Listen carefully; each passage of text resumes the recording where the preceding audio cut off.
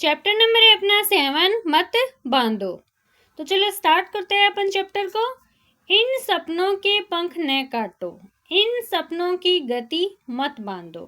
सौरभ उड़ जाता है नभ में, फिर वह लौट कहाँ आता है।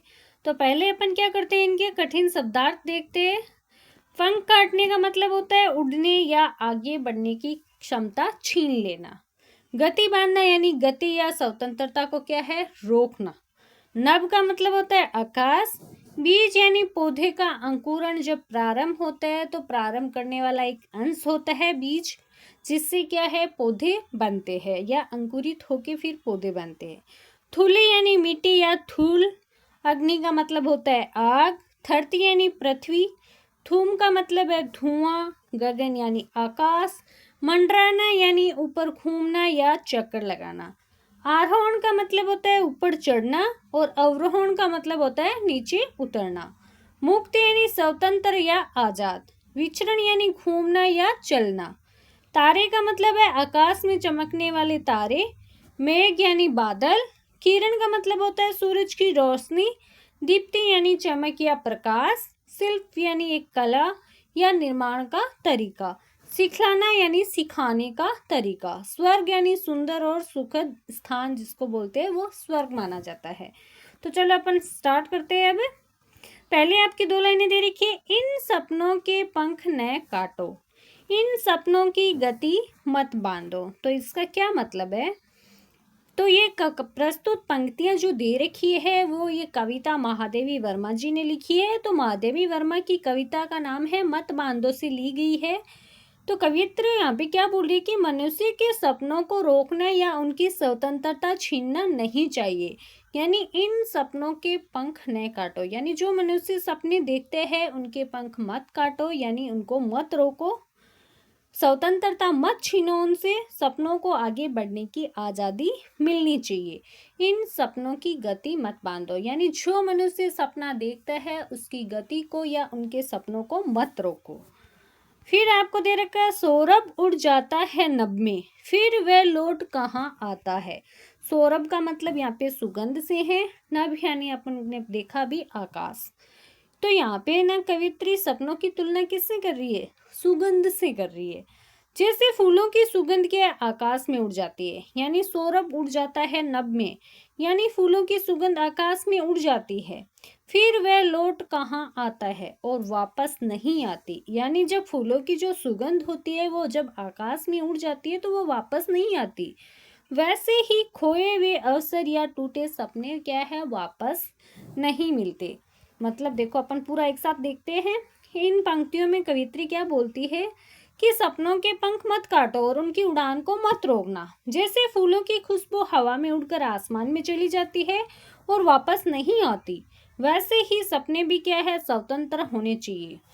बीज धूली में गिर जाता जो, वह नभ में कब उड़ पाता।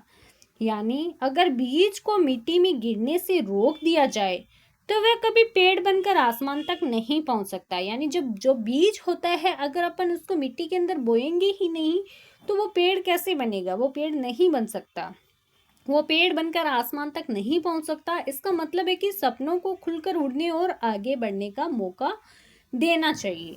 फिर आपके नेक्स्ट पंक्तियां क्या दे रखी है। अग्नि सदा धरती पर जलती, धूम गगन में मंडराता है। सपनों में दोनों ही गति है, उड़कर आंखों में आता है। तो अपन इसका मतलब देखते हैं कि इनका क्या मतलब है। तो इन पंक्तियों में कवियत्री बोलती है कि सपने धरती से शुरू होकर आसमान तक जाते, यानी अग्नि सदा धरती पर जलती, धूम गगन में मंडराता है। जैसे आग क्या होता है, धरती पर जलती है, अग्नि सदा धरती पे जलती है, यानी आग हमेशा क्या है, धरती पे जलती है, लेकिन उसका जो धुआं है वो क्या है, आसमान में उड़ता है। धूम गगन यानी आसमान में, धूम यानी धुआं, वो क्या है, आकाश में उड़ता है, यानी मंडराना या मंडराता है। वैसे ही सपनों में दोनों ही गति है, उड़कर आंखों में आता। वैसे ही क्या है, सपने भी धरती से उड़कर हमारी आंखों में नई चमक लाते हैं। सपनों में इतनी ताकत होती है कि वे हमें ऊंचा उठाते हैं और नई उम्मीदें देते हैं। नेक्स्ट क्या पंक्तियां दे रखी है आपको। इसका आरोहण मत रोको, इसका अवरोहण मत बांधो। मुक्त गगन में विचरण कर ये तारों में फिर मिल जाएगा, मेघों से रंग और किरणों से दीप्ति लिए भू पर आएगा। यानी इन पंक्तियों में कवियत्री यहाँ पे ये बोलना चाह रही है कि सपनों को ऊपर उठने या आरोहण का मतलब है ऊपर उठने या नीचे आने से नहीं रोकना चाहिए। इसका अवरोहण यानी नीचे आना, इनको मत रोको। सपने स्वतंत्र होकर आसमान में तारों और बादलों के बीच घूमते हैं। मुक्त गगन में विचरण कर ये तारों में फिर मिल जाएगा। मुक्त गगन यानी आसमान में, यानी सपने स्वतंत्र होकर आसमान में तारों और बादलों के बीच में क्या है, घूमते हैं। वे बादलों से रंग और सूरज की किरणों से रोशनी लेकर क्या है, धरती पर लौटते हैं। यानी मेघों से रंग और किरणों से, मेघों से क्या है रंग, यानी बादलों से रंग और किरणों से यानी सूरज की किरणों से रोशनी लेकर क्या है वो धरती, दीप्ति लिए यानी यहाँ पे क्या है रोशनी लिए वे, भू यानी धरती पर लौटते। इसका मतलब है कि सपने हमें नई प्रेरणा और सुंदरता देते हैं।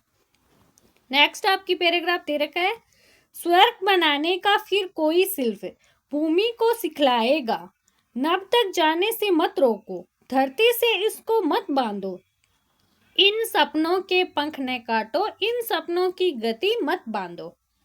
तो अंत के अंदर कवियत्री मतलब ये बोलना चाह रही है कि सपने हमें धरती को स्वर्ग बनाने का तरीका सिखाते, यानी स्वर्ग बनाने का फिर कोई शिल्प यानी बनाने की एक प्रोसेसिंग है, वो क्या है, स्वर्ग बनाने का तरीका सिखाते हैं, भूमि को सिखलाएगा, नभ तक जाने से मत रोको, हमें सपनों को धरती से बांधने या आसमान तक जाने से रोकने की कोशिश नहीं करनी चाहिए। सपनों को स्वतंत्र देने से वे हमें राह दिखाते हैं और दुनिया को और सुंदर बनाने में क्या है, मदद करते हैं। तो इस तरीके से मतलब ये कविता है जो महादेवी वर्मा जी ने लिखी है। अब अपन इन कवियत्री का क्या है परिचय देखते हैं। उनका जन्म हुआ था 1907 के अंदर और उनकी मृत्यु हो गई थी 1987 के अंदर। तो हिंदी की सुप्रसिद्ध कवियत्री है महादेवी वर्मा। का जन्म हुआ था फर्रुखाबाद उत्तर प्रदेश यानी यूपी के अंदर हुआ था, फर्रुखाबाद के अंदर। उन्होंने छोटी उम्र से ही कविता लिखना क्या है स्टार्ट कर दिया था। बच्चों के लिए उन्होंने 12 मास, आज खरीदेंगे हम ज्वाला, अब ये चिड़िया कहाँ रहेगी जैसी अनेक कविताएं लिखी है। इसके अतिरिक्त उन्होंने भावपूर्ण गद्य जैसे मेरा परिवार, अतीत के चलचित्र, स्मृति की रेखाएं और पथ के साथी भी रचना की है। उनके द्वारा लिखे गद्य के चरित्र पाठकों को याद रह जाने वाले होते हैं।